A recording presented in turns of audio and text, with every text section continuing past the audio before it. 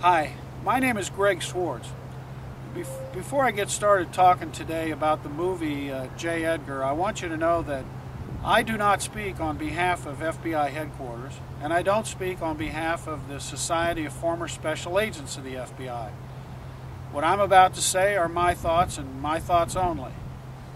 My father joined the FBI in 1951 as a special agent, and we've been associated with the FBI since that date. So I know a little bit about the history of the FBI. I started in 1972 and recently retired. I wanted to bring to your attention some of the research that occurred, and more importantly, some of the research that didn't occur with regards to Mr. Hoover. Mr. Hoover is portrayed in this movie as a tyrannical monster who ran the FBI with a strong fist and had very little personal life, etc., etc. That's clearly not true. And I know that the individuals that came to town and interviewed these different assistant directors and FBI headquarters personnel were told that there was no evidence whatsoever of anyone ever knowing about any homosexual activities on the part of Mr. Hoover or Mr. Tolson. In part of their research, they didn't ask any questions with regards to the outside life of Mr. Hoover, either in the Bureau or outside of the Bureau, that had a positive aspect to it. For example, Mr. Hoover was obsessed with knowing about births and deaths, wedding anniversaries, any kind of tragedy that was within the Bureau family. And he also saw to it that you got a letter of congratulations about those types of topics. I question whether or not his obsession with this is consistent with somebody who is portrayed as such an administrative monster. That movie that you may or may not have seen certainly portrays him as such an individual. The files of the FBI clearly show that Mr. Hoover had an obsession about a number of different topics. One of those was any type of alternative lifestyle that might reflect negatively on the FBI.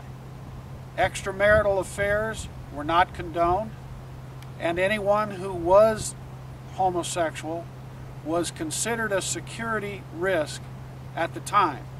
Keep in mind now, we're talking about the 40s, the 50s, the 60s, and the early 70s until his death. While today it's accepted, in those days it was not.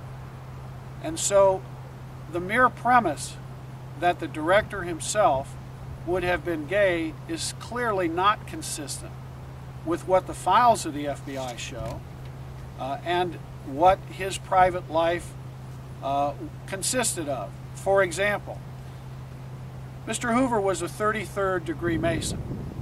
He spent his off hours going around to different Masonic organizations and trying to raise money for the burned and crippled children's units that are throughout the United States today. Again, I ask you, is that consistent with someone who is non-caring and does not have the personality of someone who is a monster running the FBI? Again, that's the way it's portrayed in the movie, but neither Eastwood or Mr. Black ask any questions about that, even though that they were told, again, that there was no evidence whatsoever of any type of homosexual activity between Mr. Tolson and Mr. Hoover. They took the historical facts, twisted them to their own personal agenda, which is purely profit and sensationalism, and now it's out there on the screens for you to evaluate. I hope you don't go see the movie, because it doesn't really have any entertainment value whatsoever. It's a smear campaign. Again, let me tell you that in the 60s and 70s, there were a number of different reporters like Jack Anderson who would have given their eye teeth to have found some solid evidence that Mr. Hoover was a homosexual, or in today's terms, gay. He never found it, never reported it, and yet we're left with this impression throughout the United States now through a rumor that started 10 years after he had passed away. It certainly would have been convenient at that time for members of Capitol Hill who were supposedly blackmailed, for other political figures, even for Jack Anderson to have come out and said all these negative types of things that are being said today.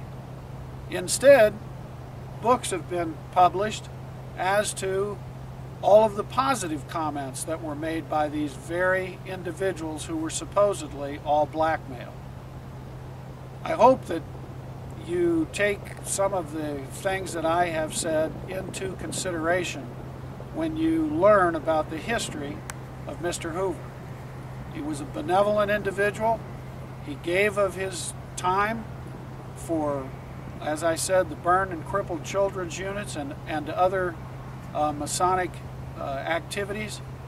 And while he can certainly be criticized for some of the decisions that he made, after all, he was director for 48 years, you can't criticize the man's moral code. In closing, I was told and advised by some of my friends, whatever you do, don't criticize Eastwood and Black. But you know what? You're such an easy target. You're an actor. And let's review that for a second. You did a real good job playing a cowboy who didn't have anything to say. You did a great job there as a junkyard guy who liked to fight with a monkey. And you did a good job with Dirty Harry. But I gotta tell you, you need to stay in the arena of acting. You're no Jerry Bruckheimer. You did poor amount of research and you produced a poor film. But I will give you credit for one thing. You moved from Dirty Harry to Filthy Harry in just 2 hours.